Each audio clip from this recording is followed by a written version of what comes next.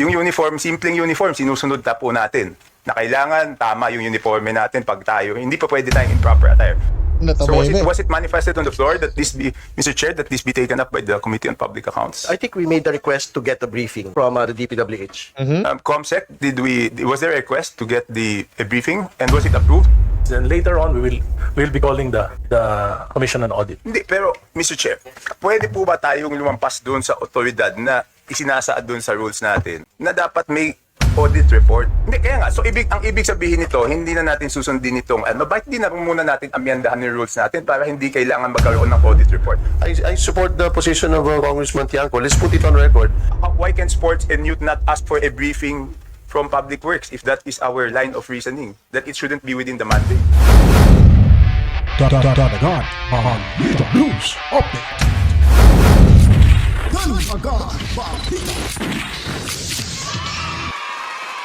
Okay, welcome back mga kabaitan. Nagbabalik ko tayo dito ho sa ating munting bahay, Danagan Balita Reaction Video News Update. At sa mga oras nito, pag-uusapan ho natin mga kabaitan, ito na naman hong si Terry Ridon kung saan po natameme na naman ho siya sa pagkwe-question ni Congressman Toby Tiangco. Dahil nga po sa kanyang pagmamamarunong, nako, kulang pa pala ito sa mga dokumento para gawin itong briefing daw. Pagtitipo na ito mga kabitan patungkulo sa kanilang inquiry sa flood control projects. Hindi ho masyadong nakapagsalita dito si Terry Ridon dahil supalpalo siya dito ni Tiangco. Tinanong ko siya, ito ba'y may resolusyon? Wala pala. Pabida-bida itong si Terry Ridon mga kabitan. Naalala ko tuloy kung paano siya pinatameme at sinupalpalo ni Karen Davila na hindi ho nakakapagsagot ng maayos. Dito mga kabitan, swerte ho siya. May mga kasamahan nung sumasagot dito kay Congressman Toby Tiangco mga kabalitaan. Pero hindi pa rin sila lusot ni Tiangco dahil nga po talagang pinipilit niya to na pinapaintindi sa kanila na meron tayong house rules. Huwag ho kayong basta-bastang gumagawa ng ganito dahil ang good government hindi pa po nakagawa ng ganitong inquiry. Ano bang minamadali nyo? Pabida-bida ka rin na Terry Ridon. So nanindigan ho si Congressman Tiangco dito na kailangan sundin. Gaya na ho ng pagsunod natin sa ating prescribed uniform. Kung hindi ka sumunod sa iyong prescribed uniform ay may problema ho tayo dyan. Ganun ho ang analogy na ginamit ho dito ni Tiangco para mas malinawagan at maintindihan at maging malinaw ho sa mga pabida-bidang tongresistang ito mga kabalitaan. Para ho magbigay ho ng kanyang mga pagtingin dito sa kalagayan natin sa flood control project. Siyempre merong mga bad flood control projects pero merong mga good flood control projects po sa lagi ho nga naririnig ho natin yung po nga karanasan ho ng syudad po ng Marikina. So kasama ho natin si Marikina Congressman Miro Kimbo, Chairperson of the House Ways and Means Committee. Mr. Chair. Yes, please. Yes, may I kindly be recognized for a point of clarification? Yes, please. Mr. Chair, is my understanding correct that the first briefing was on August 4, right? Yes. So it was a motu proprio briefing based on the call of the chair? Because there was still no resolution at the time, Mr. Chair. I think it's a briefing. Yes, it's a briefing. But, Mr. Chair, I just want to clarify if this is the proper jurisdiction, no? Because if we will read our rules, Mr. Chair, public accounts, no? Committee on Public Accounts. First of all, I want to make it clear that we want the truth. And being scrutinized here, we're also included, kasama tayo sa tinitingnan dito. Dahil wala namang magiging kalokohan dito kung hindi napondohan. At yung budget nanggaling sa Kongreso. So Mr. Chair, gusto ko lang siguraduhin na talagang sinusunod natin ng stricto ang ating rules para walang question na meron tayong kino-cover up o ano. Ang nakasulat po kasi sa ating rules, ang Committee on Public Accounts, all matters directly and principally relating to the examination and scrutiny of audit reports on the performance of all government agencies to determine their adherence to or compliance with the plans and programs authorized through appropriations approved by the legislature. So kung titingnan po natin, ano po ba ang sinasabi dito sa rule natin? Direkta, tungkol sa audit report. Hindi po ba dapat ang committee na sumasakop dito ay yung good government and mas shoot siya doon sa good government and public accountability dahil ang good government and public accountability ay all matters directly and principally relating to malfeasance, misfeasance, nonfeasance in the office committed by officers and employees of the government, and etc. etc. So I just want to raise this. I mean, it's not up for me to decide. I'm not a member of this committee. No, it's just a friendly reminder na since scrutinized tayo, I think the committee will have to decide whether ito po talaga yung tama or mas magandang sa good government. Yun na po, Mr. Chair. So whatever, I cannot make a motion because I'm not a member of this committee. Gusto ko lang na stricto nating sinusunod. Kasi kahit yung uniform natin, di ba? Yung uniform, simpleng uniform, sinusunod na po natin. Na kailangan tama yung uniforme natin pag tayo. Hindi pa pwede tayong improper attire. So gusto ko lang pong siguraduhin na tama ang jurisdiction nitong committee na to para kung ano man lalabas na report dito, walang question dahil stricto po nating sinunod yung rules natin. So, pero inuulit ko, hindi po ako membro, so it's up to the members of the committee to decide whether this is the proper jurisdiction or the proper jurisdiction is the Committee on Good Government and Public Health. Thank you, Mr. Chair. Yes, thank you, Congressman Chanco. Well, we respect your views, no, but to be very clear, this is just a briefing. This is not yet a hearing, and I think that's the reason why the chairperson of the Public Works Committee is also here, and the chairperson of Public Accounts is here, and this has been directed to us by, I think, by the Rules Committee po. So, The rules manifested on the floor that this be taken up by the Committee on Public Accounts. So was it manifested on the floor that this be, Mr. Chair, that this be taken up by the Committee on Public Accounts? I think we made the request to get a briefing from the DPWH. ComSec, was there a request to get a briefing and was it approved? So no referral, no request also. So it is motu proprio. Mamarunong si Terry. Yes, but how does the briefing start, di ba? So it's who asked for the briefing. Gusto ko lang po kasi siguraduhin na, kasi ito po, kung hindi magkakagulo-gulo tayo, kung hindi tayo susunod sa ating rules, dapat, okay, ganito lang po ang tanong ko. Madami na po tayong apogado dito. Tama po ba ang intindi ko doon sa rules natin na ang public accounts ay tungkol sa mga bagay na may audit report? Tama po ba ang intindi ko? Kung mali yung intindi ko, tama, baka tamang ano to.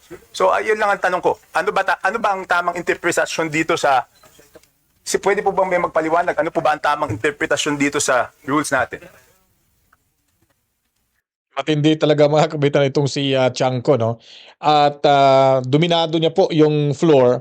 Dapat sana may boses dito si Terry Ridon. Kasi nga, nagmamamayabang siya sa mga ilang araw nang nakalilipas sa media, sa mainstream media, na siya po ay talagang aakuho siya na hahawak ko sa mga pagdinig na ito patungkol sa flood control projects. But nung nagsalita na itong si Chanco, nako, na-checkmate siya nung tinanong kung may nag-manifest ba, may resolution ba, or may nag-utos ba sa kanila na gagawin ho itong, wala pala, nag-request daw, pero walang may pakita ho. Yung kanilang grupo na mga dokumento na ito magpapatunay na talagang aprobado ho ang kanilang gagawing pag-briefing ho ng House panel para ho sa infrastructure projects. Mahirap kasi, no, pag nagmamarunong yung tao, tapos hindi marunong hong magpaliwanag ng gusto, ay talagang matameme ho kayo. Manlalaki yung mata mo. Itong si Mr. Bean, mga kabalitaan, gulat to siya dito kay Chanco. So, hindi naman kapagsalita mga kabalitaan. Hindi. Wala po akong problema sa presentation. Gusto ko lang po, kasi I'm a sucker for rules. I admit. Kung ano yung patakaran natin, sundin natin. Kasi pag nagkaroon tayo ng exemption, may isang hindi sumunod. Lahat na may dahilan, lahat hindi sumunod eh. Pag isa hindi sumunod, lahat may dahilan na hindi sumunod. So ang sinasabi ko lang, gusto natin ng tama. Kung hinahanapan natin ng tama, yung mga nagbe-briefing, dapat tayo mismo sumunod doon sa ating rules. So yun lang ang tanong ko. Yan ay isang tanong. Ano bang interpretasyon natin dito sa Committee on Public Accounts? Mr. Chair, yung pong Committee on Public Accounts principally is a committee assigned to the minority. Opo. And the minority would like to be very relevant on current issues. Okay. Kung hindi po nagpatawag ng meeting yung Committee on Good Government, kami po, inunahan na namin. Anyway, we will have a way of correcting it. After the reports, maybe we can call the COA. Bakit wala pa kayong wala pa kayong mga audit reports dito sa mga... Bakit naunahan pa kayo ng ibang agencies? O nga mga kabaitaan, tama po yung sinasabi nito na ba't hindi ho gumawa agad ng action itong good government, di ba? Ang may hawak nito itong si Chihuahua mga kabaitaan. Ano nga ba yung rason? Ba't dinidelay niya ho ito? So inunahan ho sila ng minority, meaning inaamin ho nila na sila ho talaga ang gagawa ho nito mga kabaitaan. Sila hong uusig ho dito, mag-iimbestiga. So ano po bang kahulugan ho nito? Parang nagkakaroon ho yata ng pag-uunahan Ha? Yung pabida-bida effect mga kabalitaan sa grupo ho nila dito patungkol sa usaping flood control project. Especially ng ating Pangulo. So, we're trying to be relevant. We want to hear from the different agencies. Then later on, we'll be calling the Commission on Audit. Hindi, pero Mr. Chair, pwede po ba tayong lumampas doon sa otoridad na isinasaad doon sa rules natin na dapat may audit report? Ibig ko sabihin, bakit hindi nagpatawag kaya yung good government? Mr. Chair, anyway, all the reports will be submitted to the plenary, and it's up to the plenary to determine whether we have violated or we have access to our the authority of the committee.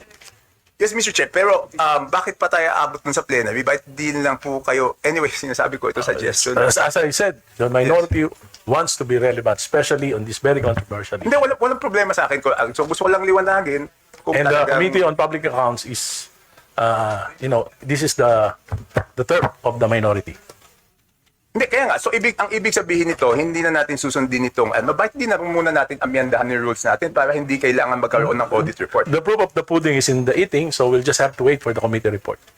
Chairman Mama, please. Mr. Chairman, I think ang ginawa lang naman siguro natin is to exercise our duty to we have the function of oversight. Yes, sir. So therefore, I think even Public Works can request Department of Public Works and Yes, Highways Mr. Chair. to shed light on the issues being thrown to them. Yes, Mr. Chair. If it were the Committee on Public Works, I wouldn't have raised the question because I recognize that the Committee on Public Works has full jurisdiction. Again, it is just a suggestion. If you want to proceed, I have no authority to question or raise a point of order because I am not a member of this committee. So it's just a suggestion, Mr. Chair. So I just put it on the table. Whatever the decision is I will have no say or vote on it, Mr. Chair.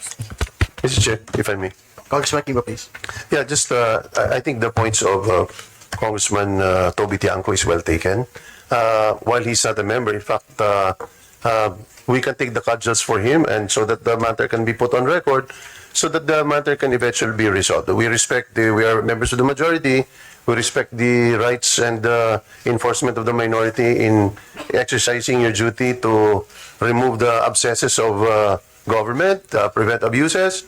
So igagalang ho namin yun. But I support the position of Congressman Tiangco. Let's put it on record and let that matter be resolved later on, because I think the Committee on Rules should be in a position to make the determination whether we will have a joint, because tama naman ang sinabi niya na ayaw natin mabaliwala na kung ano pag-uusapan dito. Pero tingin ko ang tiyak dito is gusto natin gawin na, at in fact nauuna pa ang minorya na gawa ng hakbang para usigin at alamin kung ano nangyari dito o sundin ang utos ng ating mahal na Pangulo. So, I think, Mr. Chair, I adopt his motion so that it can be put on record, so that a determination can be made later on by the Committee on Rules.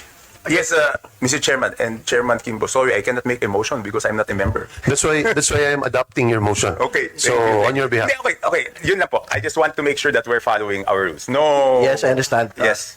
Congressman Chaco, again, to be very clear, this is a briefing. I think briefings can be requested by any committee. When we go to proper hearings relating to what Congressman Chaco is talking about, I think there is a resolution that has been submitted to Bills and Index that there will be a tri-committee with the Public Works, Public Accounts, and Good Government to look into the anomalies po. That will therefore then be subjected to all of the rules that Congressman Chanco is requiring. No?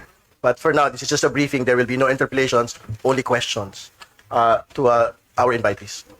Yes. I wish to weigh in. I am not requiring it, Mr. Chair. I'm just suggesting, politely suggesting, Yes, that we look into the rules so that, para lang maliwanag. Thank you, Mr. Chair. Thank you, Mr. Chair. Congressman Chaco. I just wish to weigh in very Congresswoman, briefly. I wish to De Lima, weigh in please. on the issue at hand.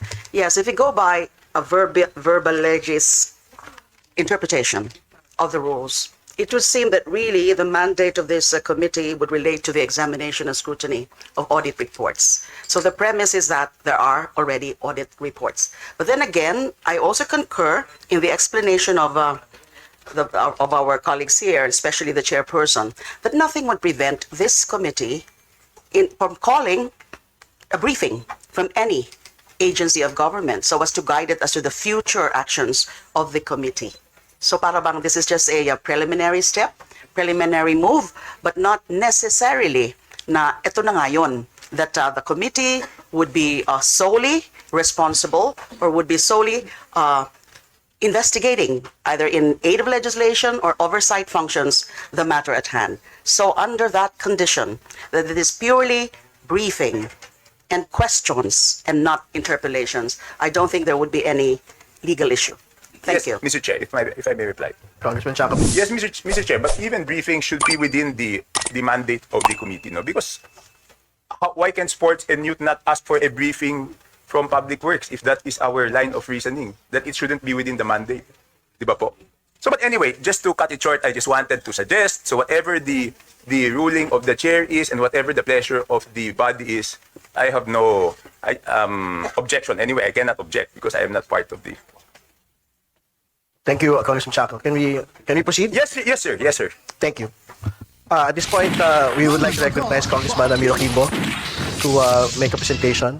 So yun po mga kabaitaan, no? Talagang ang bibig nitong inampak na to mga kabaitaan. Wala ko siyang masagot. Siya yung dito, siya yung chairman yata mga kabaitaan. And then buti na nga lang may mga tumutulong sa kanya magpapaliwanag. Pero ito kasing tao na to, atat na mag-imbestiga. Wala pa palang resolution, wala pa palang nag-request. Kaya nga, ang tinutukoy dito ni Toby Chanco na meron nung silang sariling house rules na kailangan nung sundin. Gaya na lang yung analogy niya sinasabi niya dito, kung ano yung prescribed uniform, yun po yung susundin ho natin. Gaya ho ng ganun mga kabalitaan. Pero sila po ay nauna pa ho sila magkaroon ho ng pagtitipong ito para ho sa flood control projects na anomalies kaysa ho sa good government ni Chihuahua. Ang tanong, bakit po ba pinatatagalan ni Chihuahua na magkaroon ho ng pagtitipon-tipon o investigasyon or inquiry ho sa usaping flood control projects? Ano bang dahilan na dinidelay niya po yung investigasyon? Alam niya naman itong si Mr. Bean ay atat na atat at pabida-bida rin ito mga kabalitaan dahil nga po alam na natin kung anong ibig sabihin ho nito mga kabalitaan.